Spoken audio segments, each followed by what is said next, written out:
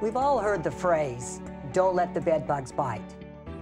Unfortunately, the old saying now has become reality for many people across the country. I'm Dr. Ron Harrison, PhD entomologist. While bed bugs are back, they don't have to mean sleepless nights for you. You're the #1 defense in making sure bed bugs do not become an issue. By quickly reporting any sightings and managing bed bugs early, you can help ensure that a few bed bugs don't grow into a very big problem. I'm joined by Shane Hill, entomologist and trainer. Welcome, Shane. Thank you, Ron. Today we're going to be taking a look at bed bug characteristics and sharing with you some tips on recognizing and understanding how an establishment gets a bed bug infestation. So what is the current state of bed bugs in the United States? Well, they're back, and I'm sure you've seen and heard about them in the media, and we've seen an overall increase year after year. And in fact, we did a study, and in last year alone, we saw a 50 to 75% increase in bed bug calls in establishments. You know, Shane, it's interesting, and it doesn't matter what industry you're involved with. Whether it's hotels or resorts or hospitals or apartments, all of them are experiencing increases in bed bug problems. Let's learn just a little bit about what bed bugs look like. First of all, they're about the size of an apple seed. I'm often asked, well, aren't they ticks? And they're not. Bed bugs are different. Second of all, it's what they feed on. Bed bugs feed exclusively on blood, all the way from when they hatch out as a nymph until when they start reproducing as an adult. It's a blood meal which they have to have. They feed at nights, and this makes it sometimes difficult to determine if you have bed bugs, because once they've had that 3 to 5 minute blood meal, then they're going to scurry off and hide in a cool, dark place until they get hungry 3 or 4 days later. Also, everyone doesn't react to bed bug bites. That makes it hard sometimes to diagnose them. The last thing that's important to understand is that they do not transmit diseases.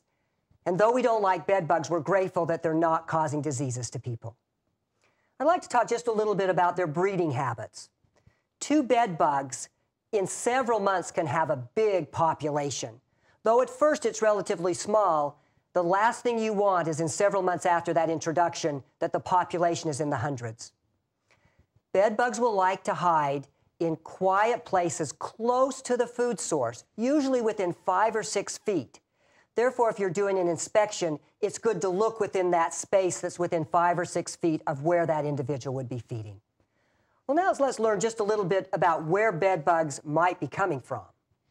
Well, bed bugs are actually fairly unique pests in that they like us, humans, and therefore they're moved by us in personal belongings like luggage, purses, things of that nature, and therefore we often refer to them as hitchhikers. So we're the initial introduction of the bed bugs usually in an establishment.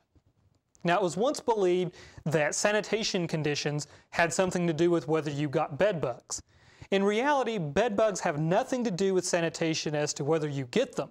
Now, once they're there, if there's lots of clutter, that provides them more places to hide. But again, sanitation doesn't determine if you get them in the first place.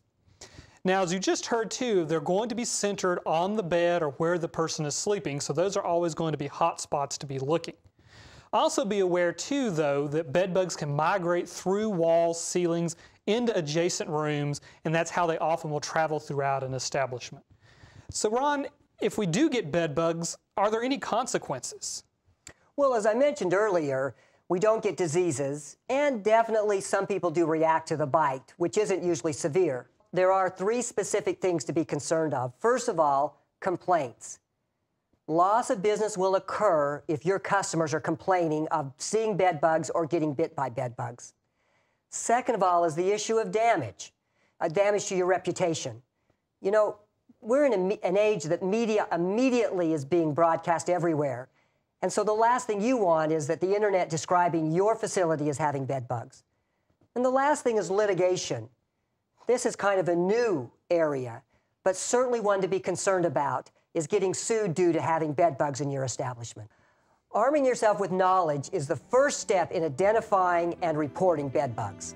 The next step is to know where to look and what to do if you find bed bugs.